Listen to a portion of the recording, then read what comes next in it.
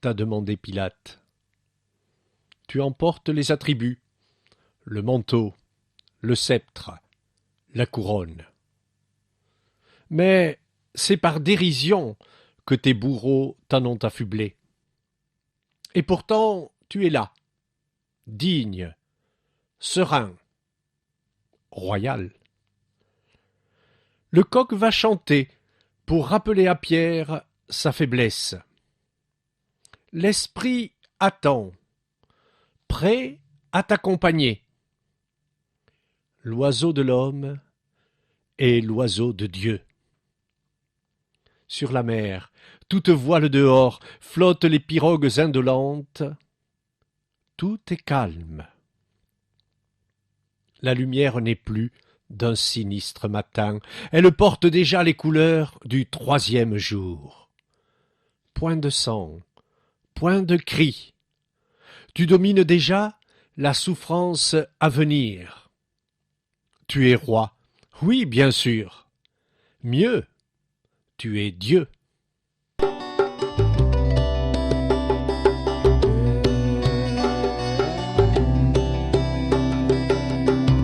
Il faut partir. On t'a chargé de la croix. Apparemment, elle ne te pèse pas encore. Ton bras levé a l'air de nous dire au revoir. Mais nous allons te suivre, à défaut de t'accompagner. Comme au premier jour de la création, l'Esprit planait sur les eaux, il plane sur ta marche, manifestant la présence du Père. On croirait que tu pars en promenade et que tu nous invites. D'où te vient cette force intérieure qui illumine ton visage? Au sol, un bénitier au nom prédestiné où nous trempons nos mains pour marquer en nos corps la croix qui fut la tienne. Celui qui veut venir à ma suite, qu'il prenne sa croix et qu'il me suive.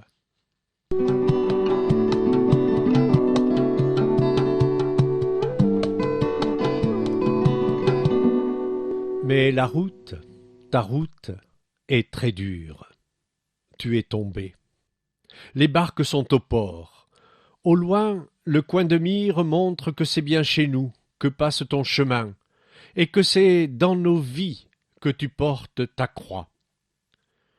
Le poisson, comme aux origines de l'Église, nous dit qui tu es. Jésus-Christ, Fils de Dieu, Sauveur. Sauveur tombé à terre, comme mangue trop mûre, découragé peut-être, comme souvent le sommes, quand la croix est trop lourde à nos pauvres épaules. Mais l'Esprit est là, qui jamais n'abandonne, et qui donne la force, et qui remet debout. Tomber n'est point renoncer, faiblesse n'est pas abandon. Père, que se fasse ta volonté, et non la mienne.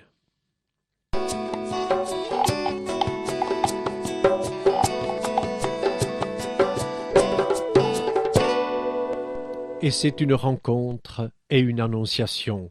La mère se blottit sur le sein de son fils.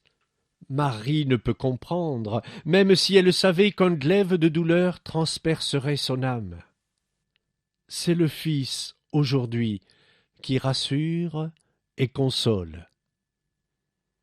La barque est échouée, qu'il faudra remettre à flot. Le temps n'est pas au repos ou à l'abandon. C'est une nouvelle histoire qui commence, l'histoire de l'Église. Tu avais dit à Pierre, avance au large. En cette nouvelle annonciation, nous devenons les fils, mère de l'Église et notre mère. L'Esprit vous couvre de son ombre, comme au premier jour à Nazareth. Je suis la servante du Seigneur, qu'il me soit fait selon ta parole.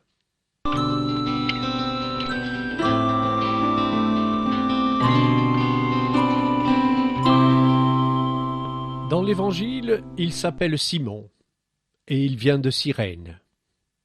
Ici, tu as trouvé un jeune créole pour t'aider à porter ta croix, comme s'il n'en avait pas assez à porter la sienne. Mais on se demande lequel soutient l'autre. C'est toi qui le relèves et soulage son fardeau, c'est toi qui montres la route, celle de l'autel en notre église de Grand-Gobe. L'Esprit nous conduit à la table du festin, au lieu de communion. Il n'est de partage qu'à la table dressée, il n'est de communion qu'à l'amour partagé. La croix sera moins lourde portée par des frères. Il n'est point de solitude, même vers le calvaire, tu fais route avec nous. Faites ceci en mémoire de moi.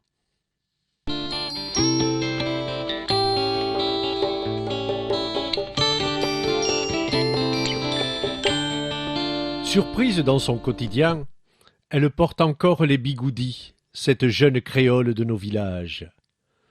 Dans l'empressement de te porter secours, elle n'a rien emporté, seul un linge pour essuyer ta face. Un geste qui passe, ton image qui reste.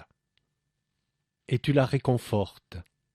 Gardez ton image, non comme un souvenir, mais comme une présence. Devenir ton image au cœur du quotidien.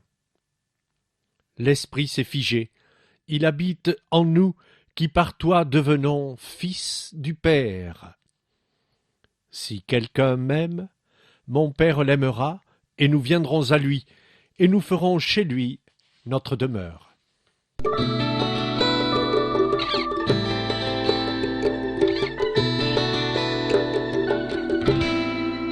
Et tu es retombé.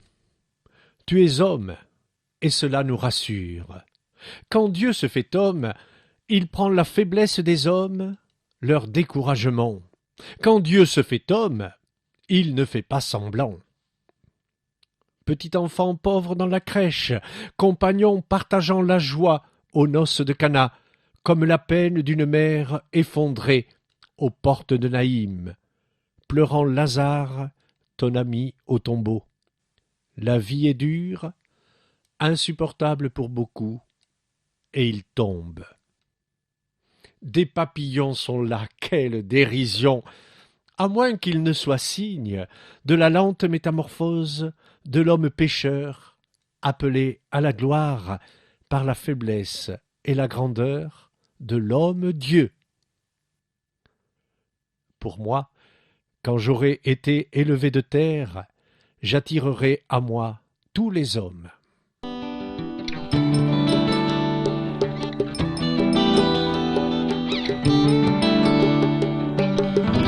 Créoles, blanches, indiennes, ce sont les femmes de notre île que tu rencontres sur la route. Filles de Jérusalem, ne pleurez pas sur moi, mais pleurez sur vous et sur vos enfants. Pleurez sur le présent, qui souvent nous divise. Pleurez sur l'avenir, si nous ne savons ensemble le construire. Comme femme en son corps et promesse de vie, ainsi, entre nos mains, espérance de paix. Il est vain de pleurer dans son coin ou ensemble.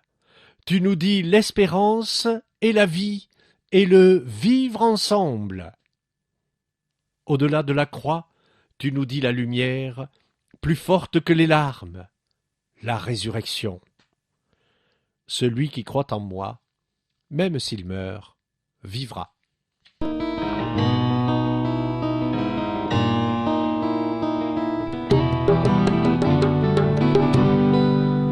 Sous un pied de litchis, ce fruit au goût d'été, ta chute nous rappelle les hivers de nos vies, non point dans la nature, mais dans nos cœurs. Au désert de nos vies, au désert de nos cœurs, tu fais jaillir des sources vives, et le désert se change en vallée fertile. L'Esprit est toujours là, ce consolateur que tu nous as promis. Les hommes que tu as choisis, les apôtres, t'ont tous abandonné. Mais au matin de la Pentecôte, c'est l'Esprit qui en fera des hommes nouveaux, des hommes debout, pêcheurs d'hommes et semeurs de la bonne nouvelle. témoin d'éternité en notre humaine faiblesse. Je suis le chemin, la vérité et la vie. Lorsque viendra l'Esprit, il vous fera accéder à la vérité tout entière.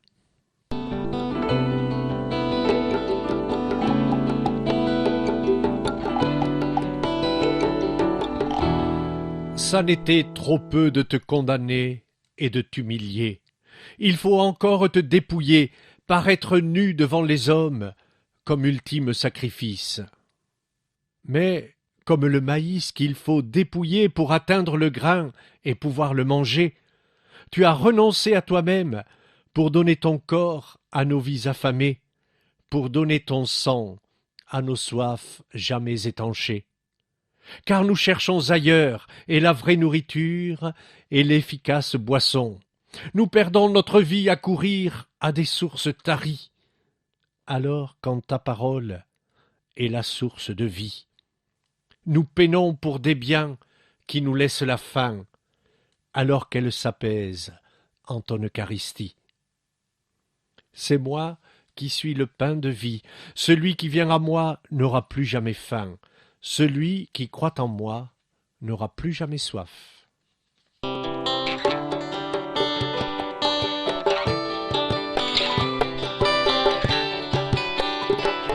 Pour berceau, tu uses une mangeoire. Pour ton dernier soupir, une croix. Les clous sont bien plantés, afin que tu ne t'échappes de ta condition d'homme. À jamais cloué à la terre, tu achèves ton incarnation. Point de douleur sur ton visage, mais toujours la paix et la sérénité. Tes bras sont ouverts pour l'offrande finale. Ton corps est échoué comme barque en nos côtes. Nous te croyons perdu, mais c'est au port que tu es arrivé. Pour un départ encore, et bien d'autres sillages, il faut reprendre la mer. Plus rien ne sera comme avant. Il est long le chemin vers le dernier rivage. Il est temps de l'Église et de l'engagement. Tu es planté en terre, et c'est nous qui partons. Allez, de tous les peuples faites des disciples, et je suis avec vous tous les jours, jusqu'à la fin des temps.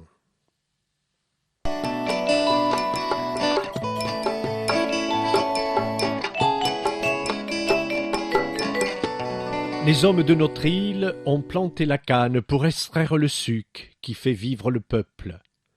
Ailleurs, c'est la vigne dont on presse le raisin. Arbre de vie.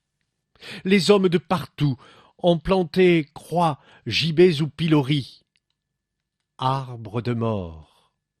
Mais toi, le crucifié, par ton acceptation, tu supprimes le bois.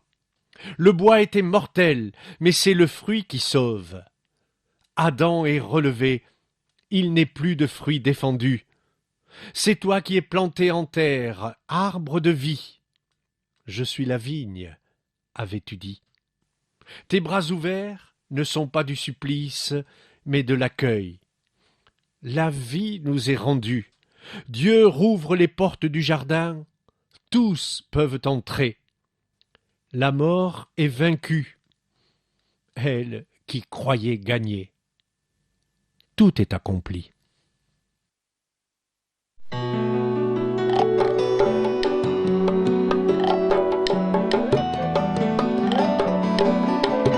C'est une vieille femme qui porte son fils mort. Effondrée mais digne, elle fait encore et encore l'offrande de celui qui lui avait répondu un jour « Ne sais-tu pas que je me dois aux affaires de mon père ?» L'esprit, en la touchant, lui donne la réponse. Vouloir garder pour soi, c'est risquer de tout perdre. Il n'est de vie heureuse que donner. Une dernière fois, étreindre cet enfant qu'elle a donné au monde. Le Verbe s'est fait chair, et il a habité parmi nous, et nous avons vu sa gloire. Marie a toujours cru, méditant en son cœur le oui de tous les jours à l'attente de Dieu. Pour nous, Il faut la mort, comme pour le centurion, avant de reconnaître en cet homme blessé, vidé, anéanti, le Fils de Dieu.